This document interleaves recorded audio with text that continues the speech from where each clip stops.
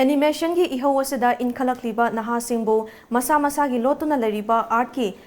hai singba sing asi miyam mamagda uthoknahoubagi phida ama cosplay convention asina piribani amadi lamdam asigi natki chatnakanglon amadi naha singbu lanna lamjingnaba pangthokpa natte haina Team Trance Mnaipur gi Member Sadananda Meisnam na ngarang Imphal West lamboi khongnangkhong Team Trance na seduna pangthokhiba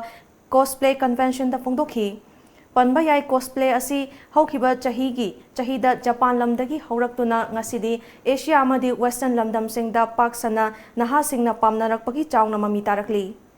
Convention adu da saruk yakiba Team Trance Mnaipur gi Member Sadananda Meisnam na makata na hai animation bu nungsiba naha singna masa masagi pamjaba cartoon amadi superhero singi character adu manaba masa na color fabric dress design na chingba kaya sem saduna hai singba uthokcharibani naha singasi masa masagi character fantasy amamam loina leizaba ngaktani hairiba character adu gumna manaba honazaba haibasi ngasigi malemgi animation gi ehou asida pak chauna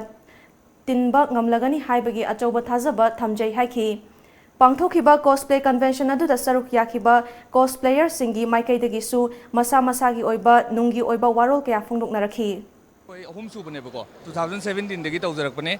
aduga aigi hoigi team sina sigi main objective se si mapan gi culture ekta mataw tamubai wadi natte akoina mingonda akoigi leiriba angang youth miyam singse sida crafting gi akoigi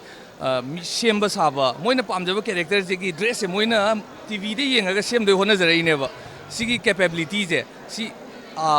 unveil tawbne haitare akoigi unfold tawbne ga type ta ko moida khudong chabam khak pibaneba adoredi miyoiba mana mana pamjaba role model le khoi kayum matamda khoi je lambi daga superman pame har se je lambi daga sahar chapadi adu dream come true makhalamane miyoiba gi satisfaction amma ju phange ko khoi maru oibadi youth empowerment makhalamane hadi youth chances bi bane talent han kum bane aina sajariba character na mirku hasune walgi mapam kudimakta akogi anime wall se kan chakholai masigi maramdi akogi film oina direct utpangam deba kaya ma central idea kaya ma fummaga kwa hariba sida akoi uthoiba mi society is the faganaba awareness kaya ma asoiba kaya utpadasu asigumba animation asina yamna sauna mateng pangi haiba se ai thamjage aduga aina sariba character oina ni sabadina dress kimono Japanese kinesi se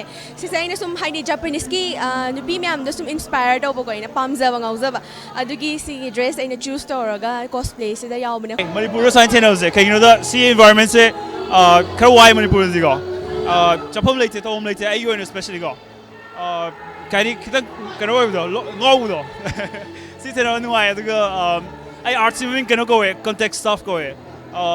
si se go out da gumba de Bombay de Delhi Bapom Chalaga perform Torga, Amai Torga, some